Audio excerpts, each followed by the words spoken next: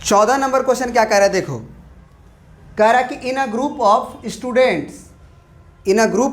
Students, मैंने कुछ student का एक ग्रुप है, 100 स्टूडेंट नोज हिंदी, 100 जो स्टूडेंट है वो हिंदी जानते हैं, 50 student English and 25 know both each of the student, sorry both, यहाँ के बाद फुल स्टॉप है। फिर बोल रहा है कि each of the student knows either Hindi और इंग्लिश, मतलब सारे के सारे स्टूडेंट या तो हिंदी या तो इंग्लिश जानते हैं। ऐसा नहीं है कि ऐसे भी स्टूडेंट हमारे पास हैं उस ग्रुप में जो हिंदी भी नहीं जानते इंग्लिश भी नहीं जानते हैं, ऐसा नहीं है।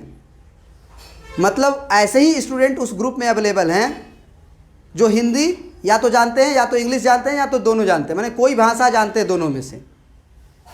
फिर आगे बोल रहा है कि how many student are there in a group, उस ग्रुप में कितने स्टूडेंट हैं। तुरंत वेन डायग्राम बनाएंगे, और वेन डायग्राम में सबसे पहले हम कौन सा एलिमेंट बनाते हैं, कॉमन एलिमेंट। ये हिंदी का ग्रुप हो गया मान के चलो, ये इंग्लिश का ग्रुप हो गया मान के चलो, तो सबसे पहले हम कॉमन एलिमेंट बनाते हैं वेन डायग्राम में, ये याद रखना, सबसे पहले कॉमन एलिमेंट।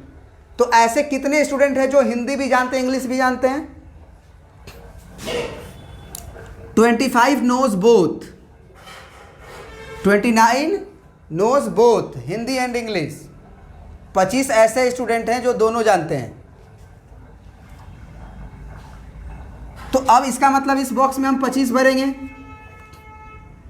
अब एक बात बताओ, ऊपर लिखा हुआ है इन अ ग्रुप ऑफ स्टूडेंट के ग्रुप में से 100 जो है स्टूडेंट नोज हिंदी, 100 विद्यार्थी हिंदी जानते थे, उसमें से 25 हम लिख चुके हैं, कितने बचे 75। तो ये 75 वाला बॉक्स यहाँ आएगा, तो टोटल हिंदी वाले बॉक्स में 100 आ चुका है। इंग्लिश कितने बोलते थे, 50 स्टूडेंट इंग्लिश बोलते थे, तो 25 इधर आ चुका है, तो 25 इधर होगा। अब क्या इस यूनिवर्सल सेट के अंदर क्या ये बाहर में भी कुछ एलिमेंट होंगे, बाहर में भी कुछ स्टूडेंट होंगे, ये कैसे पता करेंगे कि बाहर में होगा कि नहीं। यहां से इसमें एक वर्ड लिखा हुआ है कि each of the student knows either Hindi और इंग्लिश, मतलब प्रत्येक स्टूडेंट जो ग्रुप में था वो या तो हिंदी जानता है या तो इंग्लिश जानता है, मतलब हिंदी इंग्लिश में से कुछ ना कुछ जानता है। तो ये हिंदी और इंग्लिश के बाहर कोई स्टूडेंट बनेगा ही नहीं। क्या ये बात समझ में आया। तो यहाँ पे हम लिख देंगे कि इस ग्रुप में टोटल नंबर ऑफ स्टूडेंट कितने हो जाएंगे, टोटल नंबर ऑफ स्टूडेंट कितने हो जाएंगे, 75 प्लस 25 और प्लस 25, यानी कितना 150। 150 ऐसे वेन डायग्राम से बना लिए। ऐसे दिमाग से सोचो, ऐसे दिमाग से सोचो कि हमारे पास 100 स्टूडेंट जो थे हिंदी बोलते थे, 50 इंग्लिश बोलते थे। हमको पहले से पता था कि 25 ऐसे स्टूडेंट थे जो हिंदी इंग्लिश दोनों बोल रहे हैं, तो टोटल स्टूडेंट कितने हुए।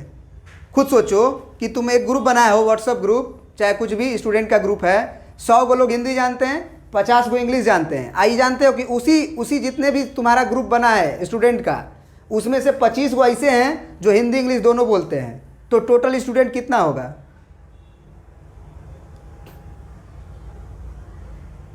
अगर तुम कहोगे कि हम कहेंगे कि 100 और 50 और 25 को जोड़ दीजिए, तो भैया इस तरह से तो तुम्हारा 175 हो जाएगा।